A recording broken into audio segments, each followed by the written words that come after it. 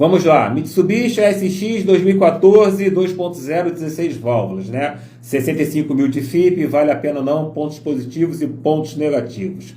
Primeiro detalhe, tá? A ASX 2014, bacana, problema crônico zero, tá? Abaixo de 2014, lá nas primeiras, né, 11, 12, alguns modelos tiveram superaquecimento de câmbio. Depois foram acertando, né, foram mudando o trocador de calor, enfim. A própria montadora depois fez essa tropicalização e a partir de 2014, por exemplo, você não tem mais esse problema. Então, extremamente confiável, tá? O motor extremamente resistente, tá? Nesse modelo aí são 160 cavalos com 20 de torque. Depois, quando veio o modelo Flex, isso aí subiu para 170 cavalos, tá? Mas a 2014 é com 160. Um câmbio CVT extremamente confiável, tá? 2014, sem problema crônico nenhum. Leva o carro de boa, tá? Você tem pedal shift também. Uma das reclamações, que você tem como ponto negativo, tá? É em relação a esse CVT da Mitsubishi, que é um CVT mais enceradeiro, né? Aquele carro que você acelera, ele berra muito. Você der um pé fundo, ele berra para poder desenvolver. Então, assim, isso seria um ponto negativo. Para ajudar um pouquinho nesse ponto, você tem os pedal shifts. Então, por exemplo, numa retomada de velocidade, na ultrapassagem de um caminhão, por exemplo, na subida de serra, você baixa marchas pelo pedal shift, você consegue ter uma retomada melhor ou uma pressão maior, por exemplo, na hora de subir uma serra, tá? Então, isso aí resolve de boa. Temos ela 2014, né? 4x2 e 4x4. A 4x4 mais completa, com mais acessórios do que a 4x2. Então, enfim, se achar uma 4x4 nova, inteira, bacana, vale a pena pagar um pouquinho mais, caso ache, tá? Caso não ache, a 4x2 também atende bem. É um bom carro, é um carro muito robusto, muito resistente.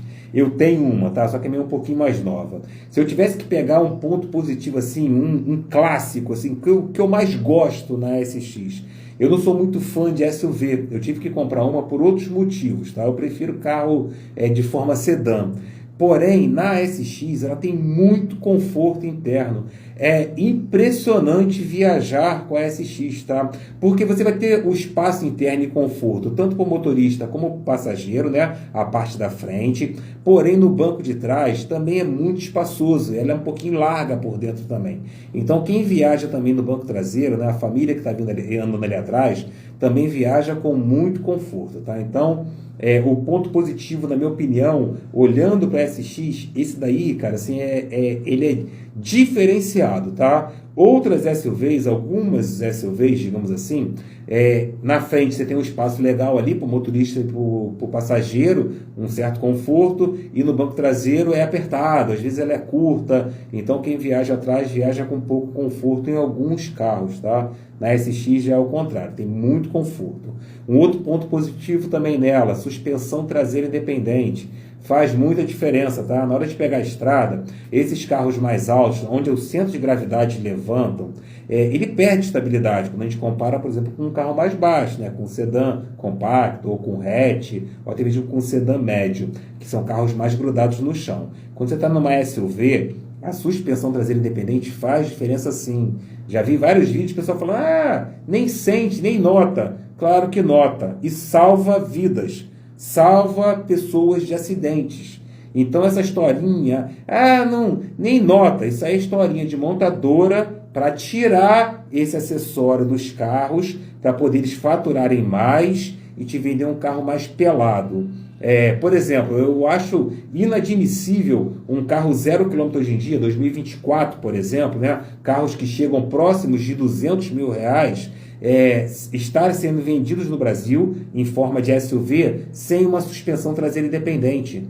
Gente, isso salva vida, tá? Pode salvar a sua, da sua família e dos seus filhos. Então não é besteira, é um item de segurança importantíssimo, que a gente só descobre que tem ou que não tem, às vezes, num acidente que pode ser gravíssimo, tá? Então, no caso da SX, é uma SUV que tem, tá? Isso aí é um ponto que eu acho muito positivo também.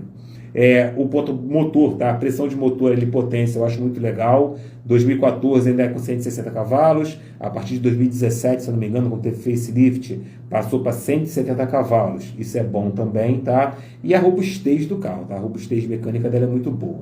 Um outro ponto negativo, a manutenção é um pouco mais alta, tá? Um pouco mais alta do que alguns carros concorrentes, digamos assim, tá? As peças da Mitsubishi não são tão baratinhas.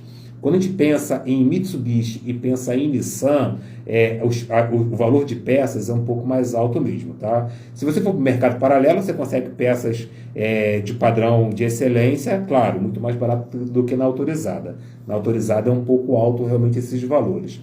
Exemplo, tá? Fiz a revisão agora de 60 mil da minha, paguei 1.300 e poucos reais, tive que trocar a vela também, enfim, mas deu 1.300. Se eu tivesse feito, por exemplo, numa Tracker, talvez tivesse sido, sei lá, 1.000, né? Então ela é um pouquinho mais alta, mas não é nada absurdo. É um bom carro, vale a pena a compra. Eu acho que 65 mil reais numa SX, por exemplo, 2014, como você perguntou, um bom valor. Um carro que inclusive parece mais novo, né? Ele tem um porte legal, ele tem uma altura legal, enfim, vale a pena, tá? É um bom carro. Abraço, meu amigo, boa sorte aí, fica com Deus, tchau, tchau.